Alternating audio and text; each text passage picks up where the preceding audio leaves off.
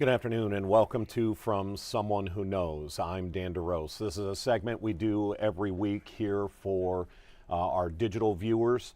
It is a chance to dive a bit deeper into a story than we can do on Channel 19. We can only bring you a couple of minutes worth of a story and then some updates. But here we can get into more of the case. And today we're going to get into the case of Tasha Grant. I'm going to warn you right away, this is a very difficult story to hear, to watch, and to understand. It is extremely complex. Tasha Grant is a double leg amputee. She has a long criminal history when you look up her past and her court records.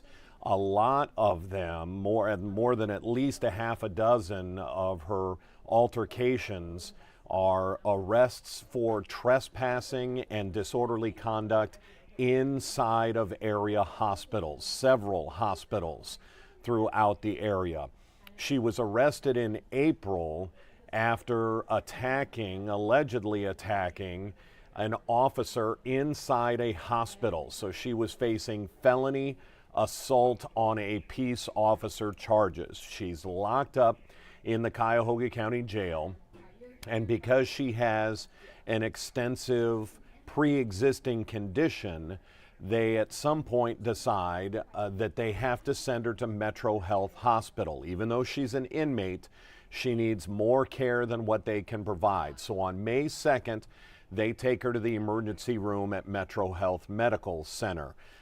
The video that was released this week was all body cam video from officers, MetroHealth police officers inside, obviously, the emergency room, and then a couple of days later in her hospital room.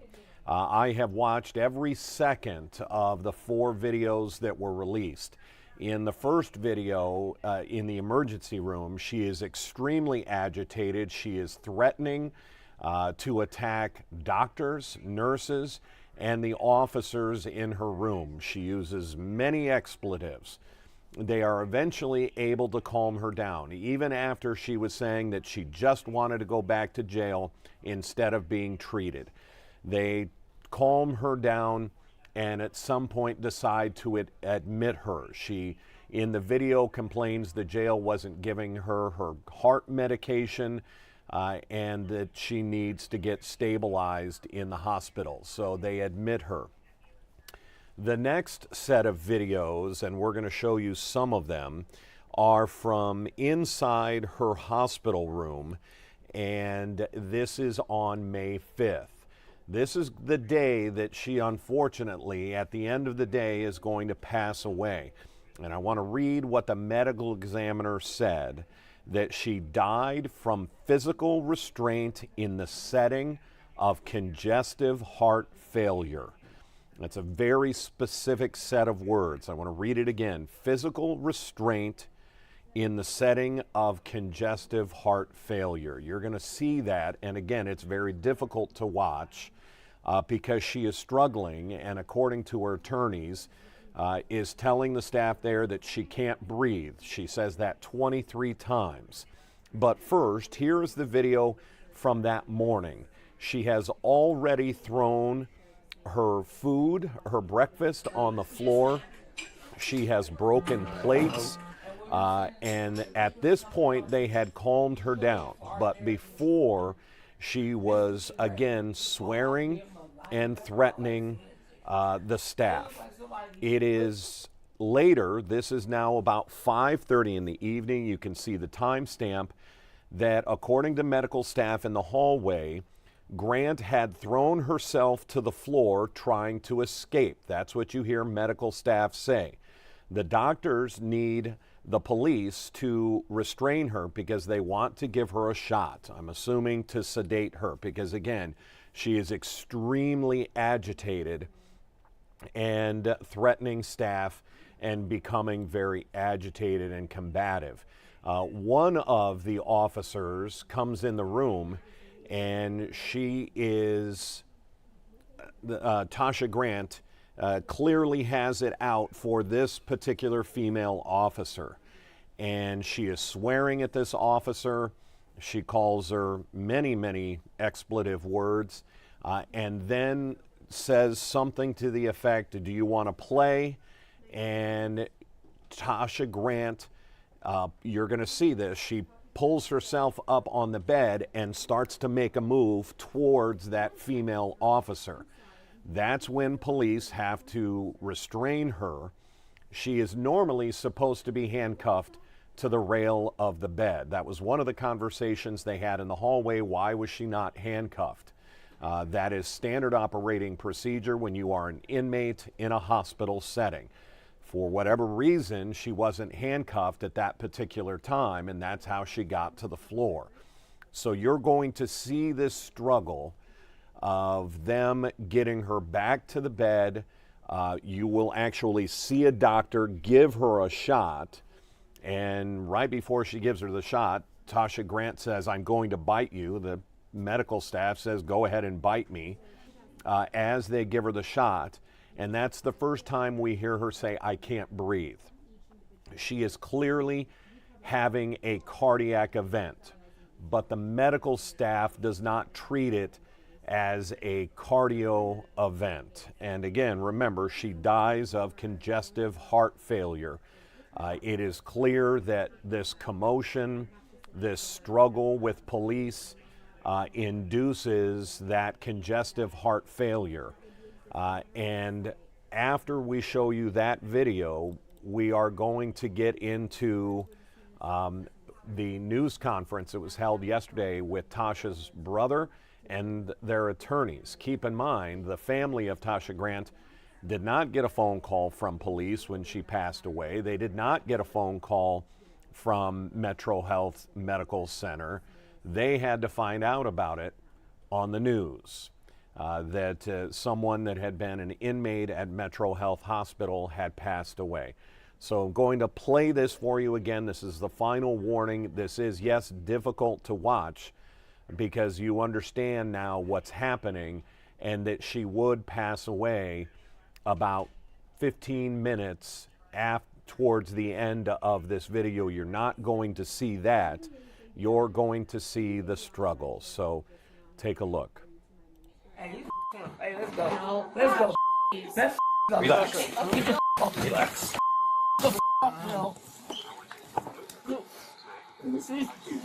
Get off it. Okay, I want the bite right. flow. You can bite me, that's I all can't right. breathe. It's Angela. I get the flow on. Okay. I can't breathe. We do it? Get off of me. Get off of me. We're not gonna touch. Get off of me. You gotta stop making Get off me, man. You're not in Tasha, you gotta roll for me.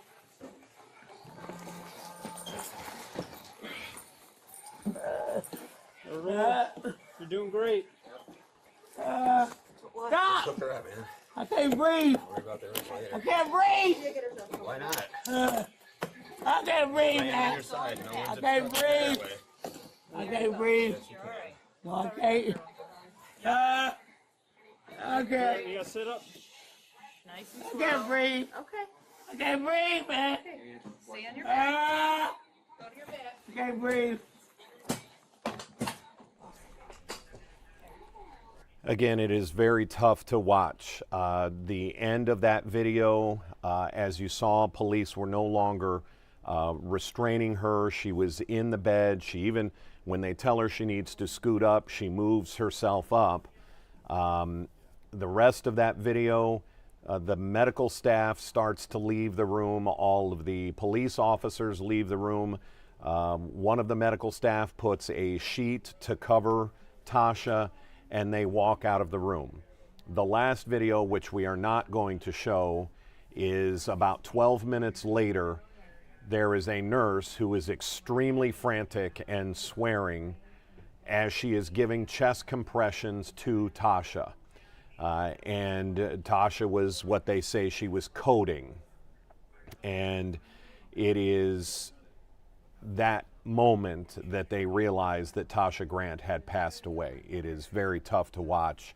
It is frantic and tough to watch. And We will tell you who watched that was her own family also got to see this video. Keep in mind, this took place in May, but the Cuyahoga County Sheriff's Department investigating this as a homicide only released the video to us this week and to her family. You are going to hear from Tasha's brother and the attorneys that the family have hired, and we are going to play that for you just after this break. Stand by.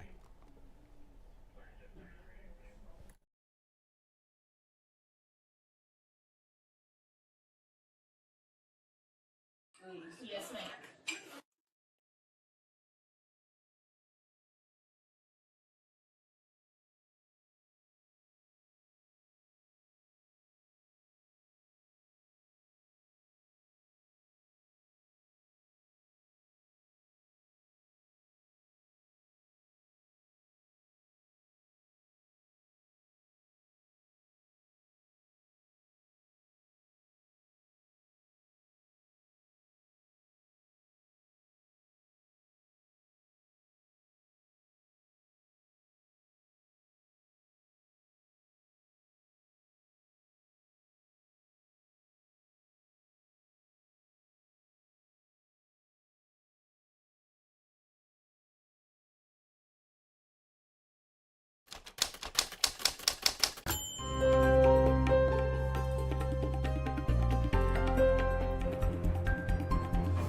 And welcome back to From Someone Who Knows. We're going to finish up this segment on Tasha Grant, the extremely tough case of an inmate who was being treated at MetroHealth Medical Center, had a struggle with police and doctors, and eventually would die. According to the county medical examiner, she died from physical restraint in the setting of congestive heart failure. Now, the tough part for family, again, is that they had to hear about this by watching the news when she passed away back in May. So now you're going to hear from her brother and the attorneys that the family have now hired to try and get answers from the hospital, from the county, for the memory of Tasha Grant. Take a look.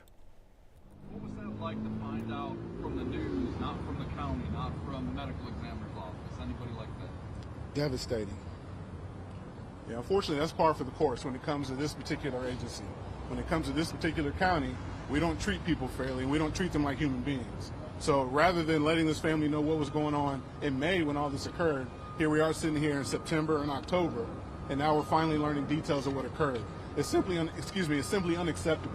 And that's why we want transparency moving forward, and we want policy reform moving forward, because we're not going to allow this to happen to other families anymore. Enough is enough. Andre, what kind of woman was your sister? Give people an idea if you don't know her. She's a mother. She also is a sibling. She also is a family member that people love, and she loved her family too. Does she deserve to be remembered as more than what's on that body camera video? Absolutely. How do you remember your sister? I love her and miss her. And I wish that never would happen. What do you want to see happen? I want to see justice done for her and my nephew and the family. Who has custody of her son now? The kid's father. So Tasha, she was a very funny, loving person. In her family, they often look to her for comfort. You know, the reality is that her son will never be able to have his mother there for his milestone moments in his life. She won't be there to teach him what, we all know that our mother is our first love. He won't be able to share that with her. The things that she's supposed to teach him and nurture him, he won't have. He will never have that. That is a tragedy. She was the comfort for her family. She was the person who brought everyone together, and now they are fractured. This family is fractured. This community is fractured. to be frankly honest with you, when we think about the tragedy that's happened to Tasha as a black woman in this community, it is a tragedy that she lost her life in this way. That night, that day, she even said that she was fearing for her life. That was a moment where she cried for help, and they callously just let her lie there and die, and didn't do anything to support her, aid her, and didn't treat her with decency and humanity. This should tug at the core of who we are as Clevelanders, as Americans. We know in these instances, when someone says they can't breathe, it means they can't breathe. We learned that in 2020. There are numerous situations and cases that we all know, and these officers should have known in that moment. And they should have treated her with the decency she deserved. Stan, you said most horrific you've ever seen. What was it about this video that stands out, that makes it the worst? We have a W amputee who can't go anywhere, and she has a gown on, and she's exposed, and they take her and they throw her on the edge of the bed, and the four officers lean down with their full body weight on her, and she's begging 23 times, "I can't breathe." The nurses and the medical physicians there didn't aid her either. They didn't say, "Stop, she can't breathe." She was there for a medical issue, and that should have said, "Hey, she's not able to breathe." She had been at the hospital before. Should they have known about her pre-existing heart condition that led to all of this? Yeah. They knew she was there. They knew what she was there for. And this is a systemic failure across the board. And unfortunately, this is what happens with law enforcement in these situations. They act like they don't know what they're doing is killing people, and they say they weren't trained effectively. We're not going to allow that excuse to happen here. Because the reality is, everyone knows that you don't use this tactic anymore. It's rarely taught in a lot of academies because they know what it does. We know George Floyd can't breathe. We have plenty of instances and plenty of examples where people are placed in that position, and ultimately it results in exactly what happened here. A person can't breathe and they suffer from cardiac arrest. That is known to these officers. But even more tragically as well is the fact that you had medical providers who certainly should have known why she was there, certainly should have known she was in crisis, and did absolutely nothing within the timely basis to make sure that she was saved and her life was salvaged. They did nothing. You see it on the video. Unfortunately, we're looking at a video, that's a body camera footage, which means that somebody is standing there not doing anything while Tasha Grant died on the bed in front of them in a hospital where she's supposed to be receiving life-saving treatment. It's unacceptable, and we're not going to allow that to pass.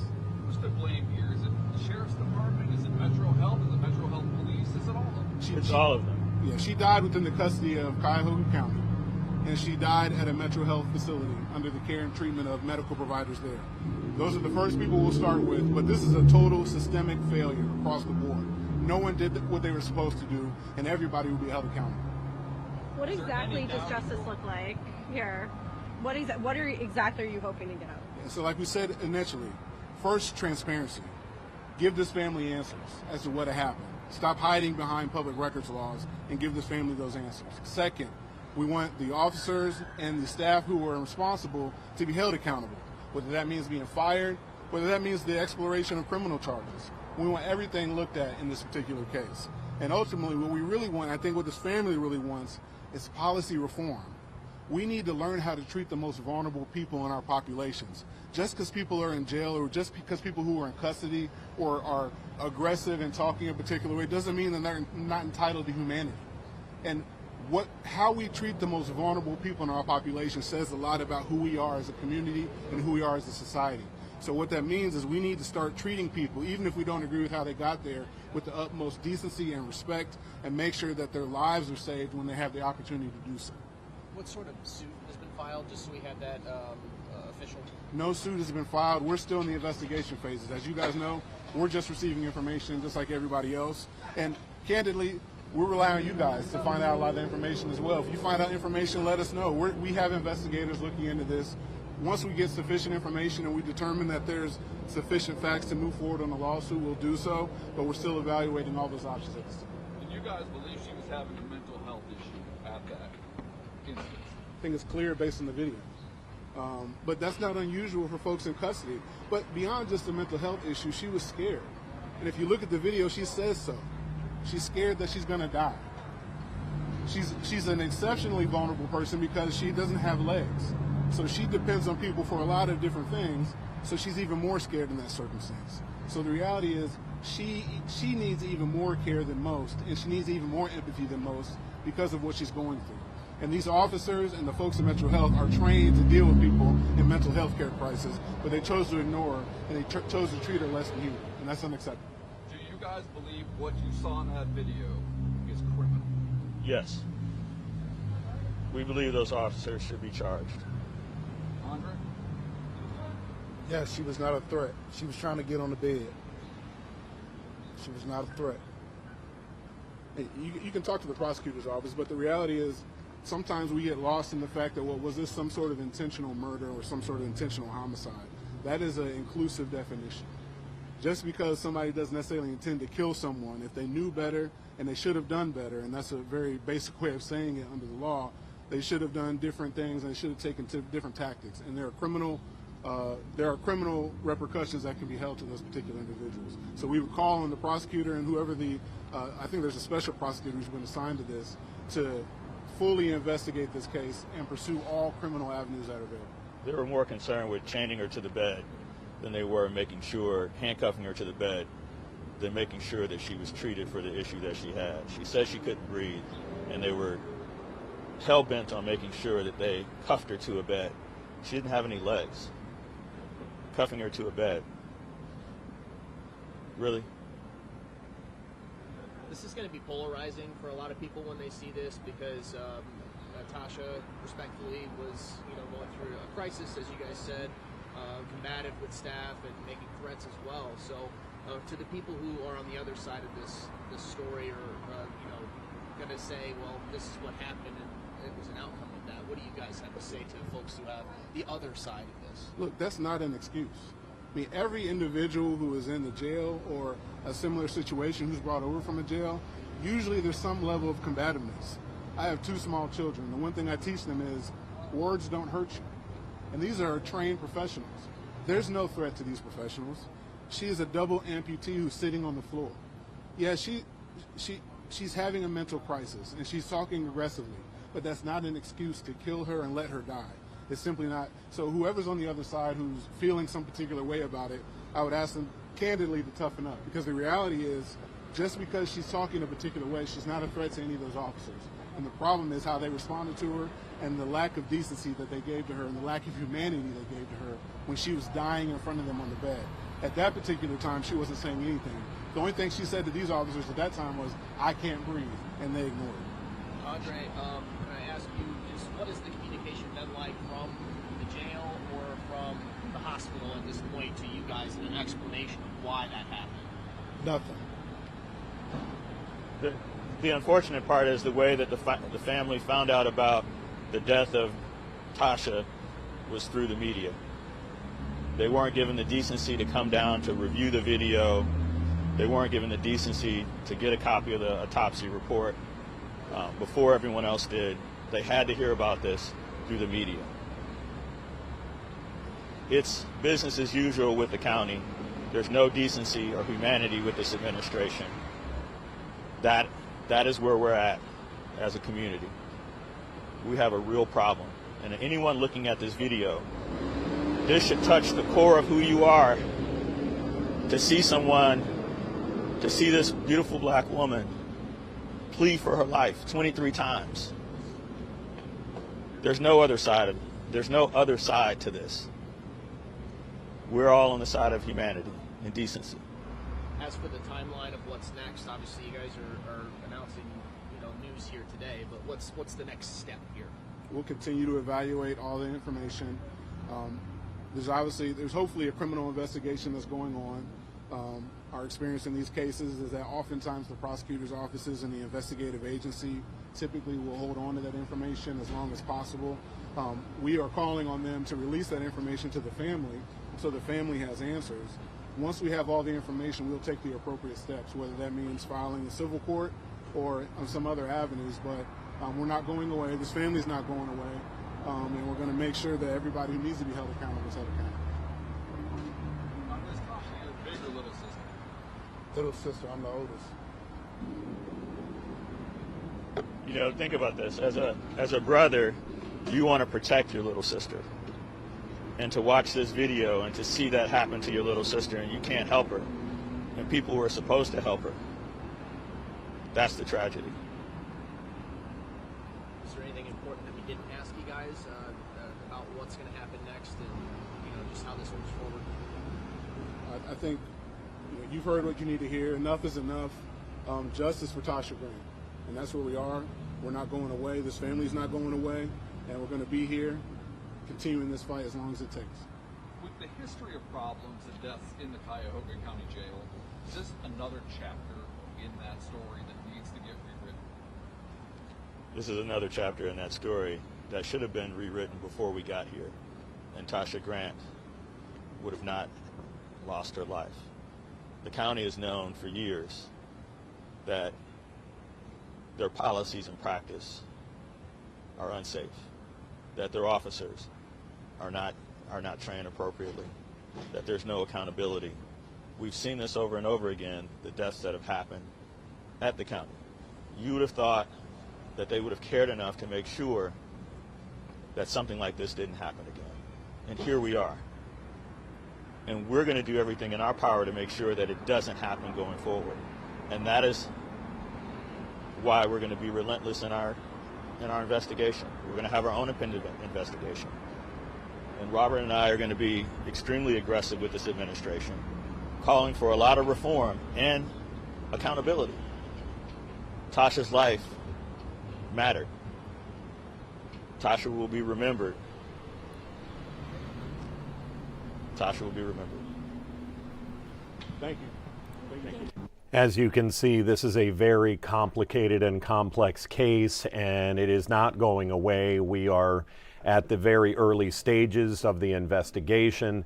The family lawyering up, and those attorneys want to have their own independent investigation. So this is a case that we will be following very closely as it unfolds. That's going to do it for From Someone Who Knows. Want to remind you that we do this every week, and there are other episodes that you can watch. They range in various different topics.